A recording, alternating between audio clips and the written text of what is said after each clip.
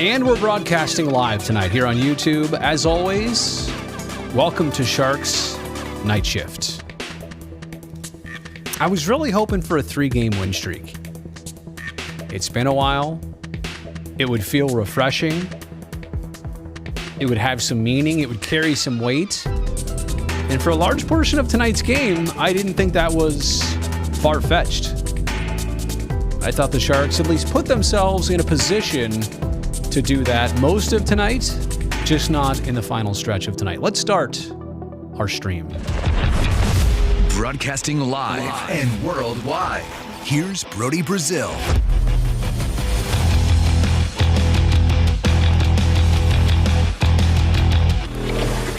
$28, 28, and 8. That's the Sharks record after 64 games. They're still at 64 points. So they've been hovering around this 500 mark for quite some time. 500 meaning that you're a point per game team, basically. After 70 games, they might be at 70 points. But obviously that's going to net you 82 points at the end of this season. Far off a playoff pace. Probably a little bit off of San Jose expectations. Again, I thought going into this year, you were going to get a team that could contend, like that would be reasonable. Wasn't a lock to contend for a playoff spot.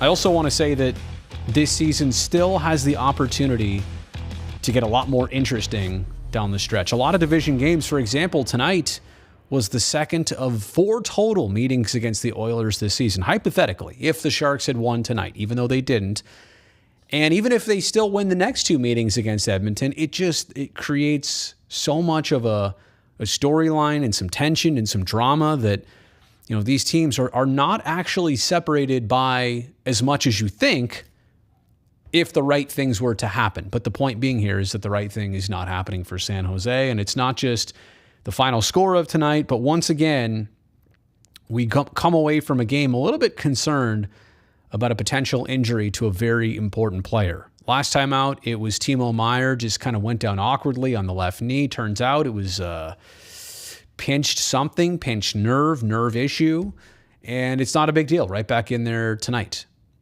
But late second period tonight, Logan Couture got hit up high with that Brent Burns shot. Now, one of those situations where hockey players have crazy instincts to avoid this on a regular basis. Their peripherals, their senses, I should say, too. Like, they can hear the shot sometimes, and they know it's coming their direction. They can already start to turn. But Logan was kind of twisted up in front of the Edmonton crease, and just had no clue that this puck was coming his way, it seemed like, and hit him somewhere on the side to back area. It's just amazing. You watch hockey long enough to realize how protected players are in certain places, the obvious places, like on the top side of the hands, for example. You get slashed, you get hit with a puck. Like, there's enough padding in those mitts to help relatively prevent a lot of things. However, you get hit on this side of the hand, and it's just like a thin piece of leather. I mean, it's almost like paper. There's nothing there.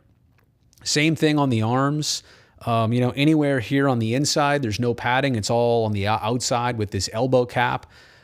Quite honestly, same thing in the middle of the back. There's really nothing there in the stomach. I mean, if you got hit literally in the gut, or anywhere above the pants, there's a lot of places. There's a lot of open places for injuries, and I'll tell you, one of the worst is just right there on the side where Logan looked like he got hit.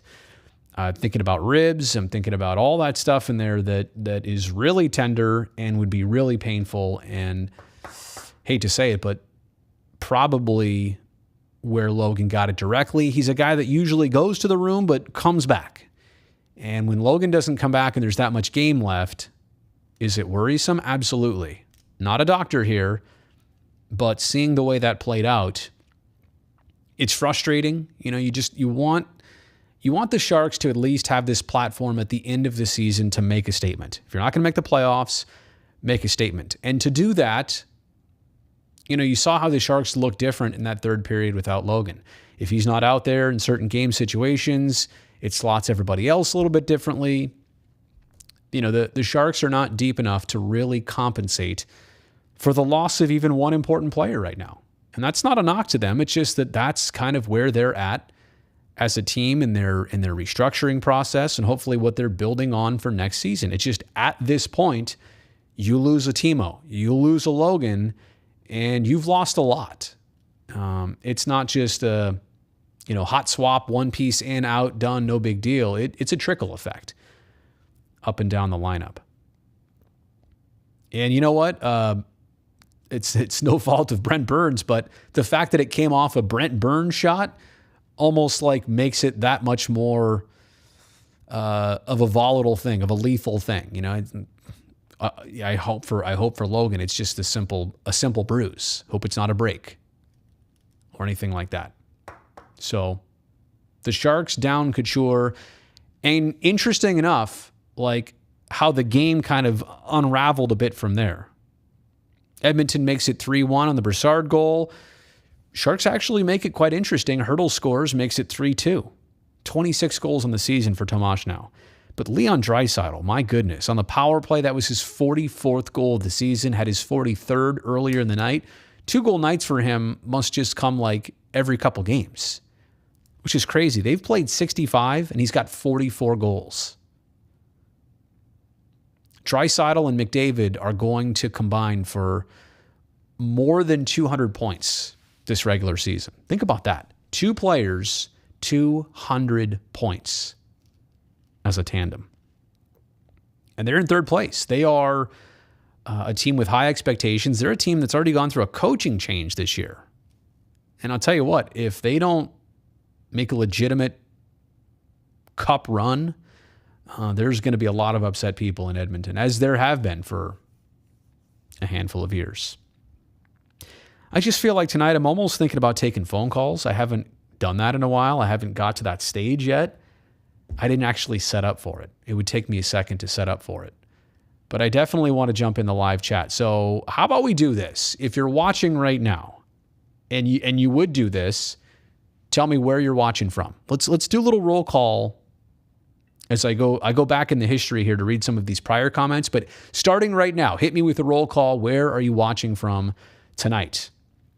Jesse, no spring training this year? Oh, no, I was already down there. I was down there for about 30 hours. In fact, a week ago. A week ago right now, I think I was flying back from Phoenix.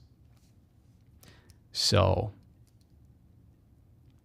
yeah, I did go to spring training. And now the games are happening. I'm loosely paying attention because that's my next assignment. And by the way, I do have an announcement to make regarding my personal schedule. I will wait to do that probably a couple more days. But I now know my assignment.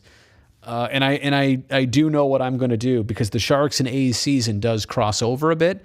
So I do know what's going to happen. And I will talk about that later. Well, not tonight, but at a later period. Brutus lost track of the game. All you know is that we lost 5-2. Well, again, I feel like this could have been a 4-2 game. The empty netter, obviously, their power play goal. It was more than 3-2, but it probably, realistically, if you watch the entire game, 5-2 does not feel completely accurate. The Oilers were not twice as good, more than twice as good as the Sharks tonight. They were good, and the Sharks were not perfect by any means, but it was a lot more competitive than that for a longer period. Coaching change, you said? Oh, wheezing lungs. I mean, that's what Edmonton went through. I'm not ready for. I'm just not ready for that with the Sharks. I'm really not. Bob Boughner has had an uphill battle the entire time. I think there's something there. Unless you could promise me and prove to me that things would instantly get better because of a head coach alone, which I don't know about that sentiment. I really, really don't. Unless you know for sure that there's some magic out there that somebody has that they could instantly bring to the table and sustain with your current group. To me, if I'm going to pay attention, if I'm the Sharks and I'm the front office looking at this franchise, I'm not looking as much at the coaching staff as I am the players.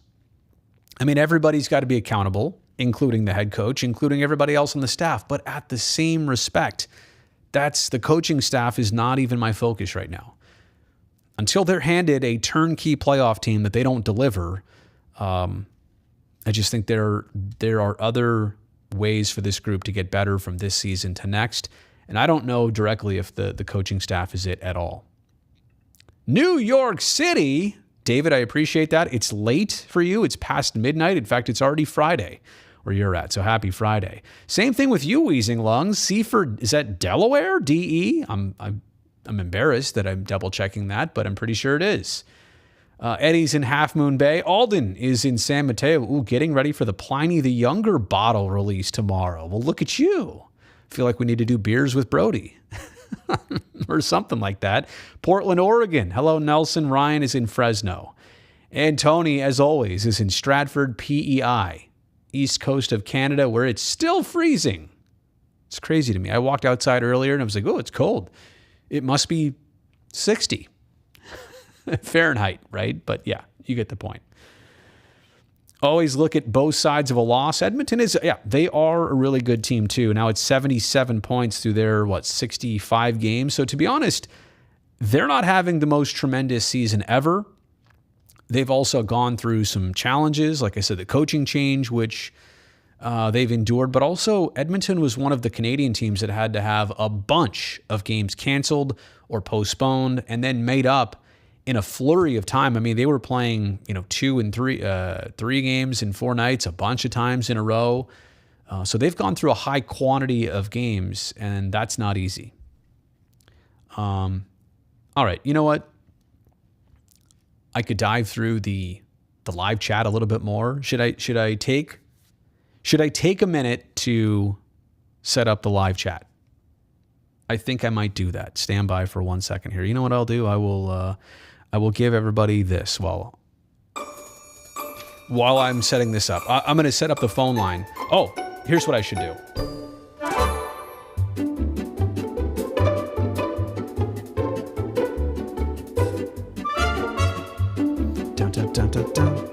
Hang on, let me see if I can do that. And then I do a little bit of, oh, there it is. Perfect. Okay, so fire away in just a second. Let me set this up. Oops. Didn't mean for that to happen. I apologize.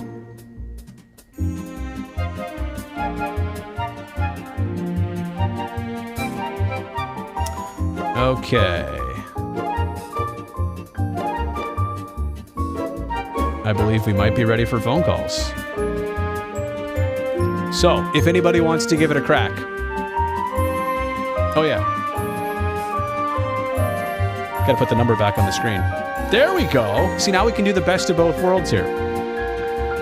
Phone lines are open right now if you want to give this a shot. I will give it a minute or two. And if nobody calls, this music is getting intense. I'm all over the place here with this screen. Here we go. Oh!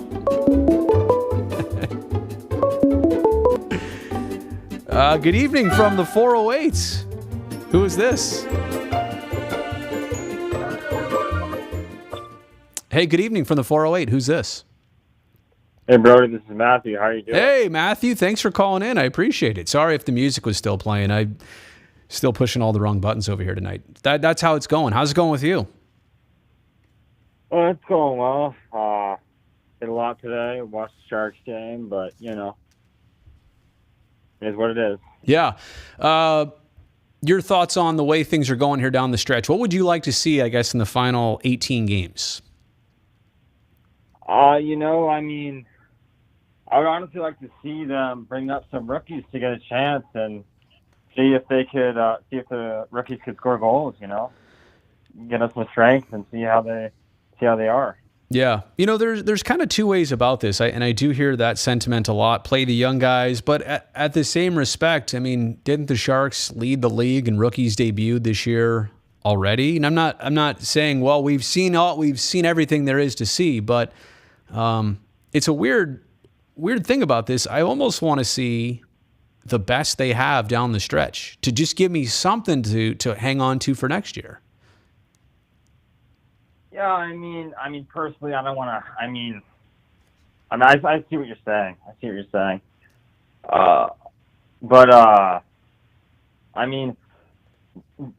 see the Sharks make the playoffs now? No, and I think it's not even about that. Is it numerically possible? Yes. Is it logistically possible? No. So I think you just want to see a strong finish. You want to see tangible things that you can, like I said, hang your hat on for next year and know that, okay, this should be good, that should be good. And I mean, I still think, and crazy enough that Evander scored the empty netter tonight, but to add a player of that capability, to add a goal scorer to this team next year, to hopefully hit the free agent market a little bit, and the Sharks can bring in somebody new that can do that. I think they've been playing a little bit shorthanded this year. So, yeah, I mean, they have some great. The Sharks have some great prospects that they drafted last year. Like Eklund. Eklund played pretty well, in my opinion. He played 9 games? 9 games, like yeah. That? You're right, yep.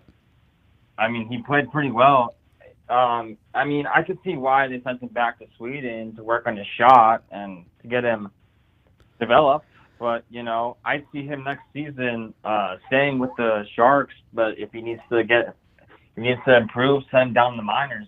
I see him up and down the minors. You know what I mean? Yeah. Well, in the moment, and to your point, after those 9 games, I was like kind of surprised that he got sent back to Sweden, or that he didn't even stay in the AHL or whatever. But I mean, clearly over the course of this season, and you saw a player like Jonathan Dahlen's trajectory, a lot of ups and downs, right? And same thing with Jasper Weatherby, not even around the group right now. So you could understand that Eklund was going to go through some of those ups and downs, maybe even to a higher degree, being that his age and his development is younger and behind those players.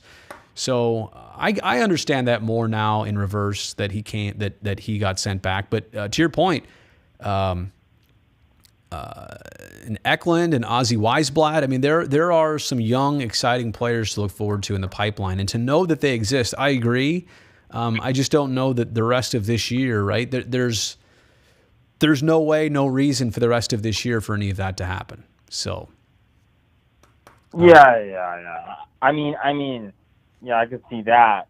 But if this, let's say the next 5 games, the Sharks lose them, for example, and would you consider, bringing up some of the young rookies to get a chance? And I guess that's the whole maybe yeah, that's like the whole conversation here. At what point do you pull the ripcord? It's like the old skydiving reference, but I think for as long as you can, you try and get this group to find some stability. It's still 18 games. It's a lot of hockey. It's almost a quarter of a season. Pretty soon we're going to get to like a fifth of the season left, but I would like to give them the opportunity to make a statement. And if they can't, then they can't.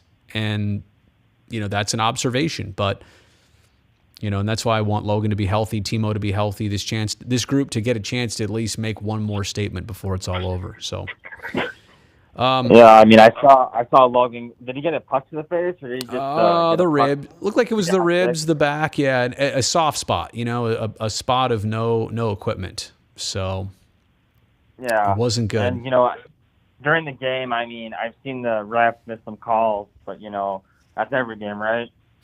Well, the one that I wasn't sure on was when EK65 was trying to take it out of the zone. He got slashed either on the hands or the stick or whatever, and Draisaitl just happened to be loitering, going the opposite direction, loose puck, and he beats Kakinen with it. I mean, it's just frustrating that like a guy that dangerous just happened to be coming the other way, and a penalty just happened to be probably missed on Carlson, and and now all of a sudden it's 2-1, and the Oilers never looked back, so not going to blame the whole game on that, but yeah, it was a deflating moment for sure.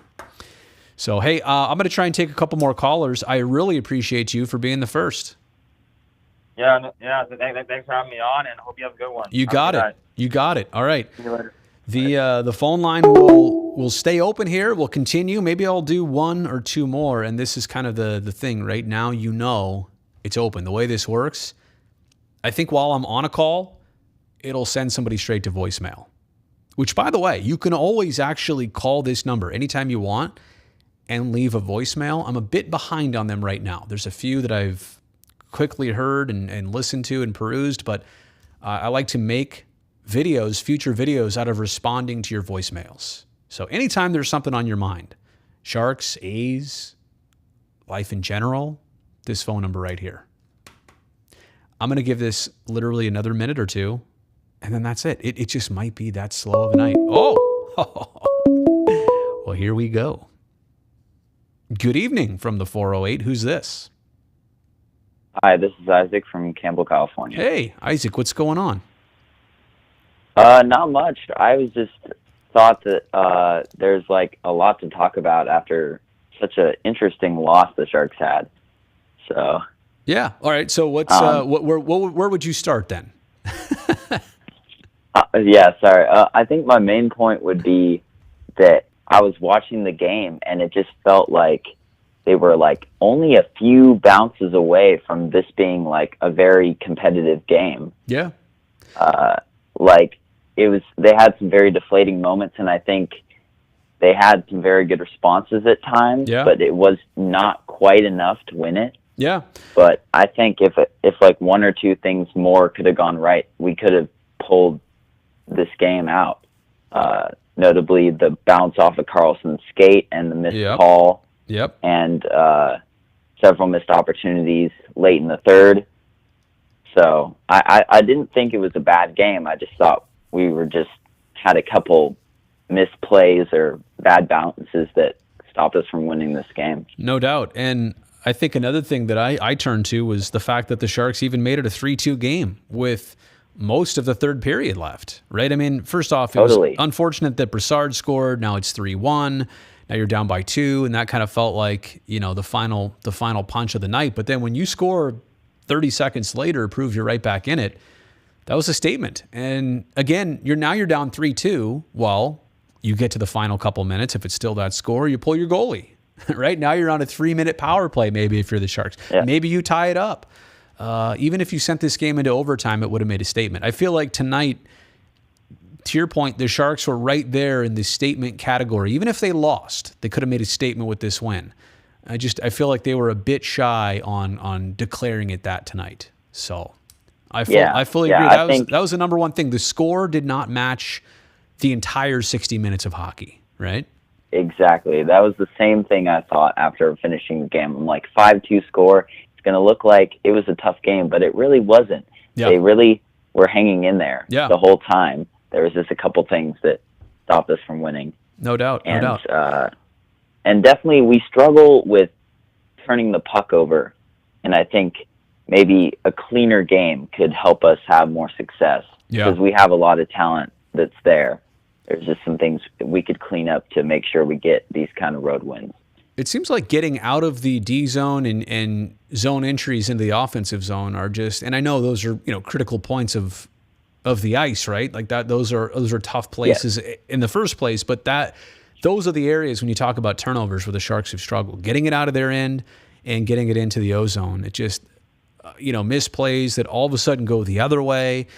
I do have to say that the Sharks, and I don't know how many years you've been watching, but especially the last couple years, the Sharks were really bad in transition hockey of allowing odd man rushes and allowing these chances where they would turn it over.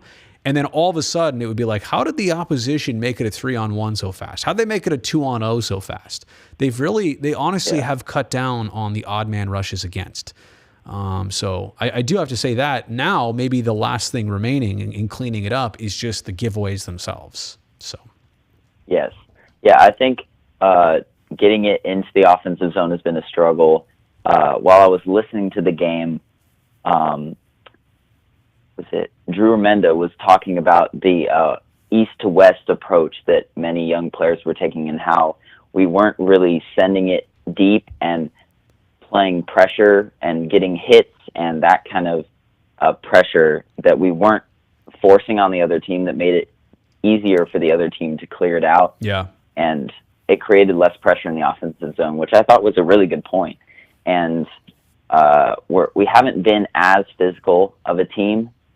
We've kind of, not soft, but we haven't been aggressive enough to maybe create those chances and create those shot opportunities often enough. Well, I think a big consideration is if you're looking to toughen up your team, I'd like to have a Mario Ferraro back in there. I'd like to have a Radim Šimek, not only healthy, but like back to who he was a couple of years ago when he was 100% healthy, you know? Yes. I don't know if and when we'll see that, but or even a Knyzhov, honestly. He was good last year. He's not going to play at all this year.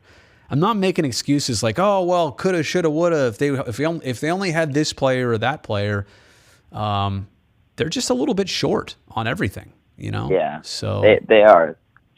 Like they have enough. Yeah, they have enough to compete. They have enough to beat a team like Calgary last game. They have enough to get by some nights, but not all the nights. Yes. You know. Yeah. Yeah. So, anything else on your mind about tonight that you wanted to touch on? Yeah. One more thing. Yeah. I think the most distressing thing that definitely needs to be worked on, like you mentioned, clearing it out of the zone when we have those sustained pressure points. I saw like Edmonton when they started taking shots, they started taking a lot of shots, and they had a lot of sustained pressure. We could not clear the puck until some unfortunate stuff started to happen with the when I think it was Malash cleared it over the boards and created a penalty by just desperation to clear the puck out, where we just could not clear the puck out and we're not getting passes together. So I think if we need to figure out how to relieve some of that pressure when teams start coming at us with multiple shots and multiple minutes of offensive zone time. Yeah, to your point, when other teams can hem you in your own end, whether it's with their forecheck or just puck retrieval, it's not just that, but like I said too, it's the zone exits, right? The D zone exits of just getting that puck out, like Carlson on that turnover that led to the first Draisaitl goal. You know, it's not on him. It's just stuff like that where they can't for sure get it out, and then all of a sudden they're in a vulnerable spot like they were literally in that moment. So, hey, I'm going to try and do one more call before I end the live stream. But hey, thank you for breaking some things down and throwing your opinion in there, and thanks for being here on the YouTube channel. No problem. Always a pleasure. Awesome. Have a good night. All right. See you, buddy. All right, let's do one more. Let's do one more call here. I will wait for it. I'm assuming I'm knowing that it's coming. I have no clue that anybody else is actually going to give me a call. I think you can actually text message this number, but don't do that because I'll never read the text on here. And yes, your number does show up. I would never post that publicly to anybody, but yeah. I don't ever answer. I only answer this number. That's the other thing. When I say call this occasionally and leave a voicemail, I'm not going to answer it in the middle of the day and be like, hello. No, it goes straight to voicemail. The only time it can be answered is when I'm doing a live stream like this. So don't be fearful that I actually might pick up the phone. Does anybody else want to give this a whirl? Put those likes up for Brody. Give me 4 likes. I'd appreciate that. Yeah, I know. I didn't mean to do that. Those were old. I didn't mean to do that. But nobody really knows who it was. Oops. All right. Well, if nobody else is calling in, that's okay. It's not a big deal. Not a problem. Not a big deal. I think it's just time to end this stream. I'll be honest. We're getting to the rough part of the Sharks season. You know, keep it together. Keep it raveled. Keep it competitive. That's what I hope to see from this team in their final now 18 games. There we go. I was just pushing every button until this came on. Watch, somebody will call in now. No, I'm closing that. It's not coming on now. So a 28-28-8 record, 64 points, 64 games. Sharks come home and face Anaheim on Saturday. It's been a pretty busy stretch. Darth Maul's legs. Thank you for the comment. Thank you for the content, he says, or they say. I look forward to these even when the Sharks lose. Hey, that's the best compliment I could ever get right there. So thank you all for being here. Thumbs up if you're still watching. Subscribe to this channel if you don't. I will see you very soon. Definitely on Saturday, but I don't know, maybe tomorrow night, pop on, do a little late night live streaming. Who knows how it's going to go. Good night, everybody.